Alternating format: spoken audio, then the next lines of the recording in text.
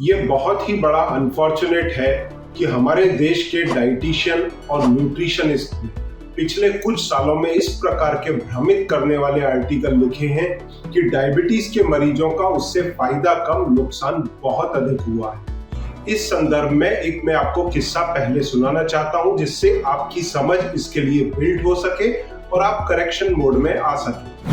एक बार यूपी के अंदर एक इंसान ने अपना घर खरीदा, जगह खरीदी और खरीदने के बाद वो लंदन चला गया। 4-5 साल लंदन में रहा। इधर 2 एडवोकेट ने उस जमीन के फर्जी पेपर बना करके कोर्ट में मुकदमा दायर किया। एक वकील ने कहा कि ये जमीन मेरी है, दूसरे ने कहा ये मेरी है। जज साहब कंफ्यूज्ड हो गए। उन्होंने फैसला एक एडवोकेट के हक में दे दिया। अब एडवोकेट के हक में जज साहब ने फैसला दिया था तो उस एडवोकेट ने अपना मकान भी बना लिया, पर जो एक्चुअल ओनर था वो जब लौट करके आया तो उसने देखा कि वो तो लुट चुका है। यही स्थिति हमारे डाइटिशियंस ने डायबिटीज के मरीजों के साथ की है। अक्सर आपने आर्टिकल्स पढ़े होंगे अखबारों के अंदर या सोशल मीडिया में, गूगल पर। ये आर्टिकल इतने भ्रमित करने वाले होते हैं कि मरीजों का फायदा करने की जगह उनका नुकसान अधिक कर सकते हैं। जैसा आप स्क्रीन पर देख पा रहे हैं, अक्सर इस प्रकार के आर्टिकल छपते हैं कि ओट्स जो है वो दलिया से बेहतर है। भाई, अगर दलिया से बेहतर है तो शुगर को स्पाइक क्यों कर रही है? देखिए, ओट्स 4-5 तरह के आते हैं। एक आता है होल ओट्स जो कि एकदम गेहूं के दाने के जैसा दिखता है। एक आता है स्टील कट, फिर आता है रोल्ड ओट्स, फिर आता है क्विक ओट्स। और आप इनकी जो ग्लाइसेमिक इंडेक्स है अगर वो देखेंगे तो क्रमशः बढ़ता चला जाता है। और ऐसी स्थिति में जब पेशेंट यूज करता है तो वो करता है क्विक ओट्स। और उसके अंदर अक्सर डाइटिशियन न्यूट्रिशनिस्ट ये कहते नहीं थकते कि इसके अंदर आयरन बहुत अच्छा है और ये कम कार्बोहाइड्रेट है। इसलिए डायबिटीज के मरीजों को दलिया पर इसे प्रेफर करना चाहिए, ब्लड शुगर को कंट्रोल में रखेगा। अब ओट्स के अंदर 56% तक कार्बोहाइड्रेट है, स्टार्च है, फाइबर हटाने के बाद। और दलिया जो गेहूं से बनता है, हमारे देसी किसान उगाते हैं, उसके अंदर 61% तक शुगर है, जबकि वहीं करीब 12% इसके अंदर फाइबर है। तो फर्क कितना हुआ? मात्र 5 ग्राम का। और इसके लिए कस्टमर को कीमत कितनी चुकानी पड़ती है? 100 रुपए एक्स्ट्रा। तो वो दिखाते क्या है कि दलिया से ओट्स बेहतर है। इस चक्कर में डायबिटीज का मरीज भर भर के ओट्स खाता है और उसकी ब्लड शुगर रॉकेट होती है और फिर जीवन भर डायबिटिक बना रहता है, दवाइयां खाता रहता है। वो ये नहीं बताते कि ओट्स और दलिया में मार्जिनल डिफरेंस है। आप बेहतर है कि ओट्स या दलिया को ढेर सारी वेजिटेबल्स के साथ में बनाएं तो फर्क नहीं रह जाता कि आप ओट्स खाना चाहते हैं या दलिया। हाँ, यदि आपको कुछ माइक्रो न्यूट्रिएंट जो ओट्स के अंदर एडिशनल है, उसी प्रकार गेहूं में भी एडिशनल है या फिर दलिया में एडिशनल है, वो अगर आपको चाहिए तो आप अकॉर्डिंगली सिलेक्ट कर सकते हैं। पर जैसा मैंने वीडियो आपको बना करके दिया है कि 5 भाग वेजिटेबल, 1 भाग दलिया वाली या फिर ओट्स वाली रेसिपी आप बनाते हैं तो डायबिटीज के मरीज कंफ्यूज ही नहीं होंगे और उसको कंज्यूम भी कर सकते हैं। तो डायबिटीज के मरीज इसे कंज्यूम भी कर सकते हैं और किसी भी प्रकार के नुकसान से भी बच सकते हैं। उसी तरह अक्सर ये कहते हैं डाइटिशियंस कि शक्कर से गुड़ बेहतर है, नेचुरल सोर्स से आता है, नुकसान नहीं करेगा। अब ये नॉर्मल आदमी को नुकसान नहीं करेगा, पर डायबिटीज के इंसान को भारी नुकसान करेगा, क्योंकि गुड़ में 98% शुगर है, शक्कर 100% शुगर है। तो ऐसी स्थिति में मात्र 2% के लिए डायबिटीज का मरीज भर भर के गुड़ खाना शुरू करता है और फायदे की जगह नुकसान हो जाता है। जबकि गुड़ की मिठास शक्कर से 1/3 है तो गुड़ का अमाउंट बढ़ जाता है और टोटल इनपुट शक्कर की जगह गुड़ का ज्यादा होने से दुगना नुकसान होता है। तो इस तरह के भ्रमित करने वाले आर्टिकल से आप लोग को बचना चाहिए। वहीं कई डाइटिशियन क्या बोलते हैं कि चूंकि हनी नेचुरल सोर्स से आता है तो ये शक्कर से कम नुकसान करेगा। अब हनी भी 82% शुगर है, तो ये भी नुकसान करेगा, पर 80% करेगा। अगर शक्कर 100% करेगा तो ये 80% करेगा। ये बात मरीज को नहीं बताई जाती और वो नेचुरल सोच करके हनी की चाय और हर चीज में हनी डाल करके पीता रहता है। उसी प्रकार कुछ मीठे ड्राई फ्रूट, अक्सर आपने मिठाइयां मार्केट में देखी होंगी, शुगर फ्री मिठाई। जी हाँ, ये स्लोगन डाल करके अंजीर, किशमिश, डेट्स और एप्रिकॉट, इन सब का इस्तेमाल या रतालू, इसका इस्तेमाल किया जाता है मिठाइयां बनाने में और उसको शुगर फ्री बोल करके डायबिटीज के मरीज को दिया जाता है, जबकि इनमें 50 to 70% शुगर है। और इसमें थोड़ी शुगर घटाने के लिए ड्राई फ्रूट जैसे बादाम, अखरोट, मूंगफली या फिर पिस्ता, काजू, इस तरह की चीजें डाल दी जाती हैं, तो भी 40-50% तक इसमें शुगर आती है और मरीज भ्रमित होकर के इनको लेता रहता है। इससे बेहतर तो ये होगा कि बादाम की बर्फी बनाए और उसमें शुगर फ्री स्टीविया डालें, तो शुगर 10% के अंदर रहेगी। ऐसा करना मरीज के लिए ज्यादा लाभप्रद है, बजाय इस प्रकार की शुगर फ्री मिठाइयों से कंफ्यूज होकर उनका सेवन करें और ब्लड शुगर स्पाइक। इसके अपार्ट आपने अक्सर सुना होगा रोटी चावल से बेहतर है। बिल्कुल बेहतर है, परंतु एक रोटी में भी 4 चम्मच शक्कर है। चावल में 70 to 80% शुगर है। सोक करने के बाद पानी 20 से 30% तक शुगर है, पर रोटी में भी एक रोटी में 4 चम्मच शक्कर है। फिर मरीज को कंफ्यूज किया जाता है। आप ज्वार, बाजरा, मक्का, किनवा, रागी, ओटमील, मिलेट्स, आजकल मिलेट्स चलन में है, मल्टीग्रेन, ये रोटी खाइए तो गेहूं की रोटी से बहुत अच्छी है। ऐसा नहीं है। मैदा के कॉन्टेस्ट में ये बात कही जाती है कि आप मैदा की रोटी खाने से बेहतर है कि ये रोटियां खाएं, परंतु मरीज को ये नहीं बताया जाता। अगर मरीज व्हीट की होल ग्रेन चपाती खाता है तो एक रोटी में 4 चम्मच शक्कर है और बाकी की सभी चपातियों में भी 4 चम्मच शक्कर है, चाहे वो मिलेट की ही क्यों ना हो। मिलेट में भी 55 to 65% शुगर है। तो एक आम इंसान के लिए जो हेल्दी है उसके लिए मिलेट वरदान है, परंतु जो इंसान डायबिटिक है उसको जितनी कम हो सके उतनी शुगर कम देना है, पर ग्लाइसेमिक इंडेक्स कम होने के कारण इसको चिपका दिया जाता है मरीज को। मरीज भ्रमित होकर के लेता रहता है, नुकसान होता है, जीवन भर डायबिटिक बना रहता है, दवाइयों के सहारे चलता है। उससे बेहतर है कि कुछ लो कार्ब ऑप्शंस उसको दिए जाए, जैसे आप कोई भी प्रकार का अनाज लें, उसको लौकी की पूरी में मार करके चपाती बनाए। तो देखिए, मैंने एक चपाती का अलग से पूरा इस पर एपिसोड बनाया है। अगर कुछ इस प्रकार का डाइटिशियन और न्यूट्रिशनिस्ट देते हैं तो मरीज का सच में लाभ होता है। और आप भी इसको 2-3 दिन ट्राई करके देखें, आपको फर्क क्लियर समझ में आएगा। फिर एक चीज और सुनने में आती है कि brown rice is better than white rice. White rice में 75% शक्कर है तो ब्राउन राइस में 72% शक्कर है। व्हाइट राइस में अगर 1-1.5% फाइबर है तो ब्राउन राइस में 3-3.5% फाइबर है। भाई कौन सा हाथी घोड़े का फर्क हो गया? तो तकलीफ दोनों में ही है, पर बेटर बोल करके डायबिटीज के मरीज को चिपका दिया जाता है। या आजकल चलने लगा है कि आप राइस की जगह मिलेट राइस में, तो मिलेट राइस में भी 55 से 65% शुगर है। पकने के बाद में मिलेट राइस में 15 से 20% शक्कर रह जाती है, जो रियल में अच्छा है। वहीं नॉर्मल राइस चाहे कोई सा भी हो, white rice, brown rice, wild rice, black rice, diabetic rice, जी हाँ सरप्राइज होगा, और बासमती राइस, इन सब में 20 से 30% शक्कर है। वहीं अगर मरीज कॉलीफ्लावर राइस, गोभी का बना हुआ राइस या फिर मिलेट की ब्लेंडिंग के साथ में बनाया हुआ राइस इस्तेमाल करें तो यही शक्कर 3% तक आ जाएगी, डायबिटीज के मरीज के लिए वरदान हो जाएगी। उसी प्रकार चपाती के अंदर भी शक्कर को घटाया जा सकता है। कीटो आटे की चपाती या फिर लौकी की पूरी में मार करके चपाती, इनके भी मैंने वीडियोस बनाए हुए हैं।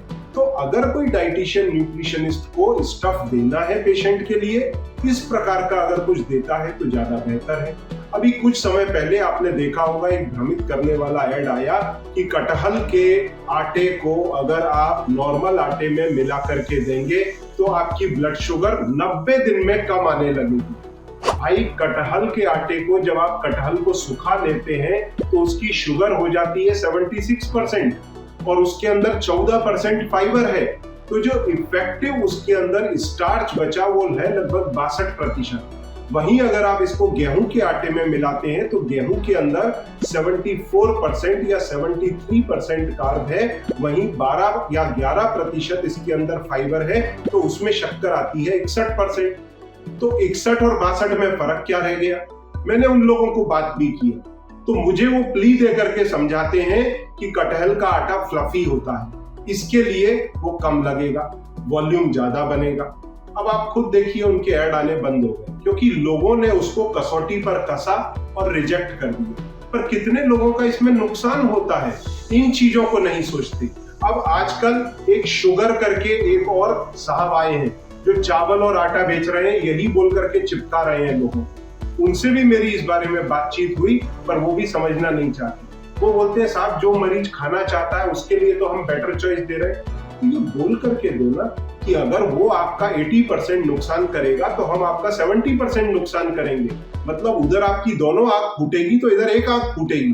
पर आप ये बोल करके उसे चिपका रहे हैं कि आपकी आंखें भरपूर बढ़िया रहेंगी, आपको दीवार के पार दिखने लगेगा। तो ऐसे झूठे सपने दिखा करके मरीजों को मिसलीड नहीं किया जाना चाहिए। इसके अलावा कई बिस्किट की कंपनियां हैं जो बोलती हैं हमारा बिस्किट शुगर फ्री है। उनकी साइट पर आज से 2 साल पहले जब मैं जाता था तो वो लिखते थे इट इज डायबिटीज फ्रेंडली। फिर मैंने एक वीडियो बनाया, उस वीडियो में मैंने बताया कि जो आप शुगर फ्री बिस्किट बोल करके बेचते हैं उसमें 60% स्टार्च है और आप खुद लिखते हैं कार्बोहाइड्रेट इज 60%।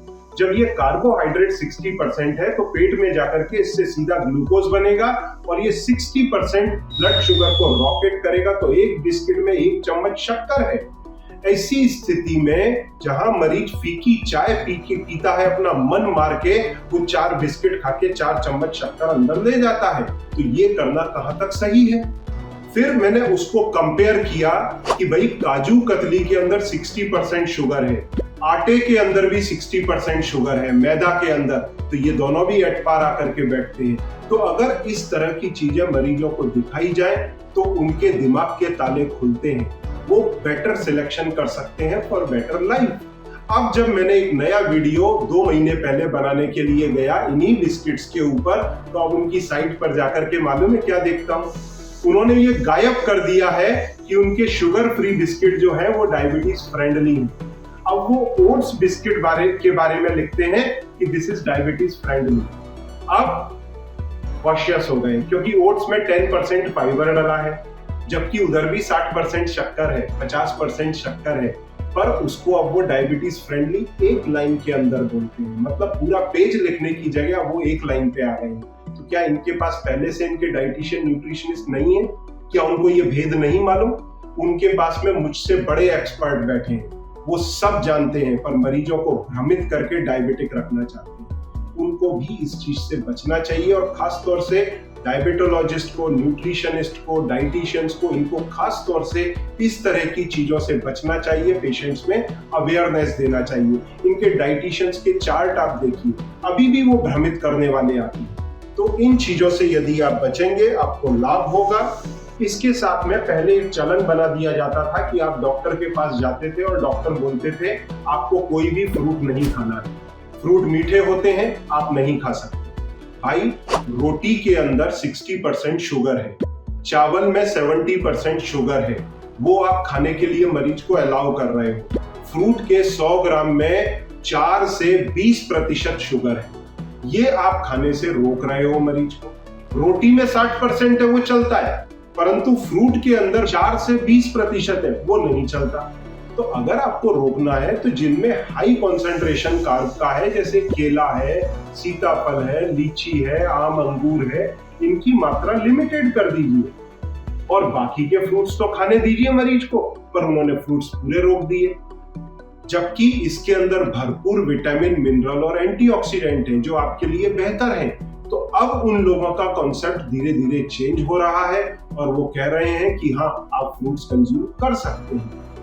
इसी के साथ में 2 बहुत फेमस चीज, कॉर्नफ्लेक्स और पॉपकॉर्न। आप थिएटर में जाएंगे, डब्बा भर के आप पॉपकॉर्न लेंगे, उसके साथ में पेप्सी कोला।